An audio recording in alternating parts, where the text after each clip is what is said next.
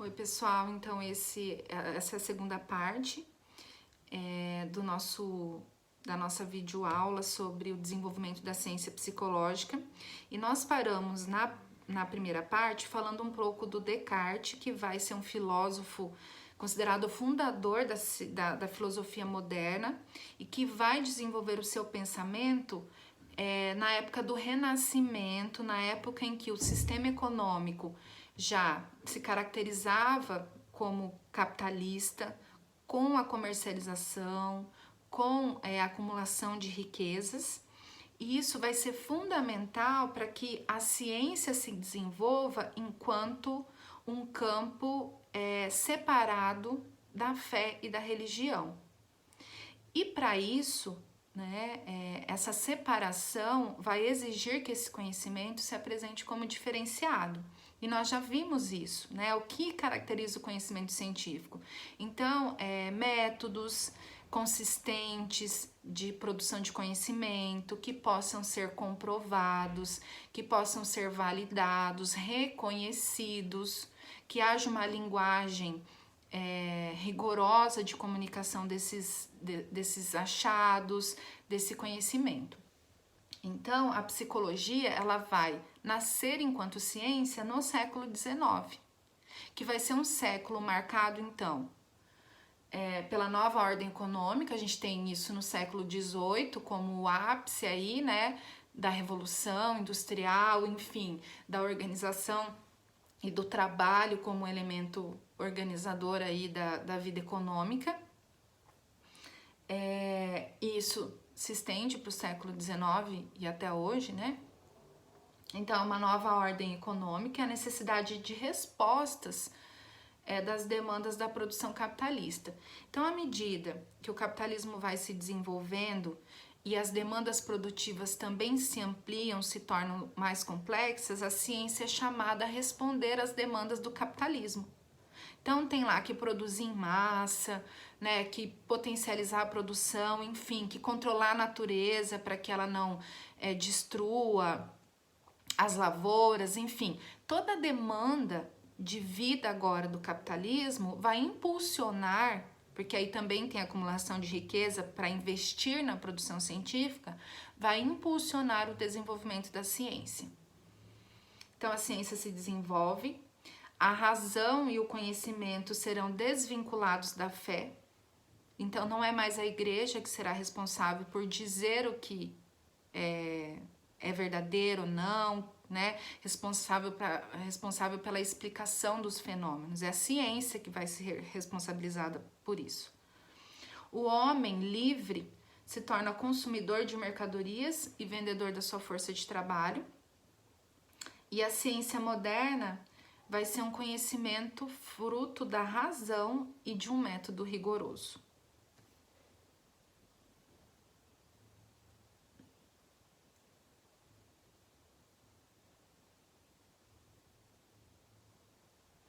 Então, no século XIX, o que vai ser importante para a psicologia?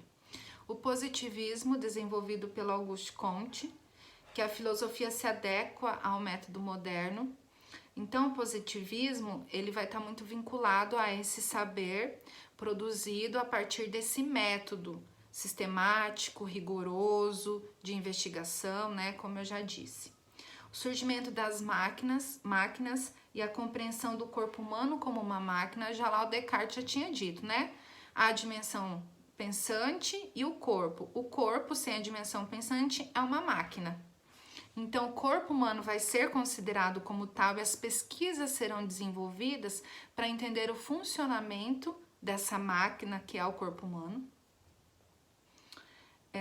O desenvolvimento da fisiologia e da neurofisiologia. A máquina de pensar do homem seria o cérebro. Então, há aí o desenvolvimento de áreas específicas, como a fisiologia e a neurofisiologia, responsáveis por entender as partes que compõem essa máquina que é o cérebro humano e como essa máquina funciona. E aí nós teremos teorias sobre o sistema nervoso central, demonstrando que o pensamento, as percepções e os sentimentos humanos eram produtos desse sistema. Então, a necessidade de compreensão dessa máquina, que é o nosso cérebro, que tem um sistema nervoso, né, que rege, né, o sistema nervoso cerebral e do restante do corpo, e que é responsável, então, pelos sentimentos, pelos pensamentos, pela percepção. Então, se a gente conhecer esse sistema, a gente pode conhecer, controlar, enfim, né, o comportamento, o sentimento dos seres humanos. Então, quais são as descobertas importantes para a psicologia nesse momento? Em 1846, a neurologia descobre que a doença mental é fruto da ação direta ou indireta de diversos fatores sobre as células cerebrais. Então, olha só que descoberta importante, né? O transtorno mental, ele é resultado, aqui a neurologia descobre que ele é resultado de ações de substâncias, né, de neurotransmissores sobre as células nervosas, as células do nosso cérebro. E isso acontece até hoje, essa descoberta permanece até hoje. Tanto que os medicamentos, né, antidepressivos, antipsicóticos, enfim, esses medicamentos ligados a transtornos psiquiátricos têm como função fazer a regulação, né, desses neurotransmissores, dessas substâncias no nosso sistema nervoso central, para que o cérebro, então, tenha um equilíbrio em seu funcionamento. E aí os sintomas diminuam, enfim, sejam controlados. A neuroanatomia vai descobrir também, no século XIX, que a atividade motora nem sempre está ligada à consciência, por não estar necessariamente na dependência dos centros cerebrais superiores, as ações reflexas. Então, aqui a neuroanatomia vai descobrir que nem tudo que a gente faz está no controle da nossa consciência, que existem movimentos e ações do nosso corpo que são independentes, como os reflexos ou funcionamento do organismo, enfim, né? Que existe aí um funcionamento, uma parte dessa máquina que funciona independente da nossa consciência. A psicofísica vai estudar a percepção das cores, a mensuração dos fenômenos perceptivos, né? Então, como cada um percebe, a qualidade dessa percepção, as características desse processo.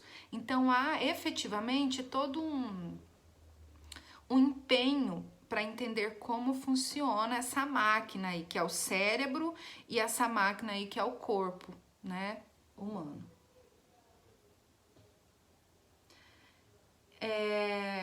A psicologia científica, ela vai ter esse status de ciência quando ela vai se libertando da filosofia e vai estabelecer novos padrões de produção de conhecimento. Então a gente viu lá, né, que os gregos produziram conhecimentos importantes.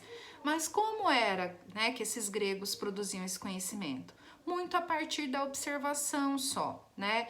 De ver as coisas, de teorizar sobre aquilo, né? Então a psicologia, para ser considerada como ciência nesse momento do século XIX, ela vai ter que se afastar da filosofia, principalmente no que se refere ao objeto de investigação e ao modo de produzir conhecimento. Então, o seu objeto de estudo vai ser definido como o comportamento, a vida psíquica, a consciência, e aí ela vai desenvolver métodos de investigação, então, desse comportamento, dessa vida psíquica e dessa consciência, e métodos que fossem considerados científicos. Vai delimitar seu campo de estudo, diferenciando de outras áreas de conhecimento como a filosofia e a fisiologia. Vai formular métodos de estudo desse objeto, então, que seria o comportamento, a vida psíquica, a consciência. E formular teorias enquanto um corpo consistente de conhecimento na área. Então, é isso que a psicologia precisou fazer para ser considerada ciência, se distanciar da filosofia, estabelecer um objeto que fosse considerado um objeto científico, produzir métodos de investigação desse objeto e um conjunto teórico consistente para explicar esse objeto, seu funcionamento. E aí nós temos algumas escolas, né, da psicologia, que seria o funcionalismo, estruturalismo e o associacionismo. O funcionalismo, desenvolvido nos Estados Unidos pelo William James, marcado pelo pragmatismo e pela necessidade de saber o que fazem os homens e por que fazem. O objeto, funcionamento da consciência. Então, o funcionalismo ele tem como objeto de investigação como funciona a nossa consciência, e a partir disso seria possível descobrir o que os homens fazem e por que o fazem. O estruturalismo, que seria uma outra escola, vai se interessar pela consciência. Foco nos estados elementares da consciência, como estruturas do sistema nervoso central, né? Então, ele vai ter como interesse os estados elementares da consciência, percepção, enfim, né? Como um elemento, como uma estrutura do sistema nervoso central. O associacionismo, principal representante é o Thorndike, e ele vai apresentar a teoria da aprendizagem, né? Que é a lei do efeito, repetição do comportamento por recompensa e extinção por castigo. Então, a gente vai ver, né, isso é muito importante, o associacionismo, porque ele vai estar na base de construção do behaviorismo, que é uma das abordagens em psicologia que a gente vai estudar. Então, essas teorias que surgem dessa escola vão entender que o comportamento do ser humano, ele é originado a partir dos reforços que recebe do ambiente. Então, quando eu me comporto de determinada forma e eu obtenho aquilo que eu necessito, a tendência é que eu volte a me comportar daquela forma.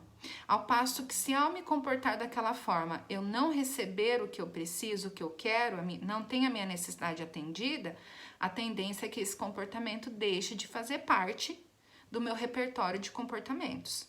Então, é a lei da aprendizagem, que vai ser muito importante, como veremos, para entender o behaviorismo. E aqui, então, os autores apresentam, né, as 3 principais teorias da psicologia, que seria o behaviorismo, a Gestalt e a psicanálise. E como eu já disse em outro momento para vocês, quando a gente discutia a personalidade, né, na terceira aula, a gente vai estudar o behaviorismo e a psicanálise, que são 2 abordagens teóricas importantes para a gente compreender, então, esse ser humano a partir do objeto da psicologia de investigação, que é o quê? A personalidade. Então, como cada uma dessas 2 abordagens teóricas vai pensar a constituição dessa personalidade, a partir disso, como os seres humanos, né, se comportam, o que os motiva e etc. Né? Como eu já disse, para vocês é importante porque vocês vão trabalhar, né? A atividade profissional de vocês é diretamente ligada com a interação com diferentes seres humanos. Então, compreender o comportamento, poder pensar nesse ser humano no contexto do trabalho é importante para vocês. A gente finaliza, então, esse 2º capítulo. E agora eu vou gravar um vídeo posteriormente corrigindo aquela 2ª atividade para quem desejar fazer a correção. E aí, nosso próximo conteúdo é a psicanálise, e eu vou deixar disponível para vocês no Moodle, tá? Até mais, pessoal!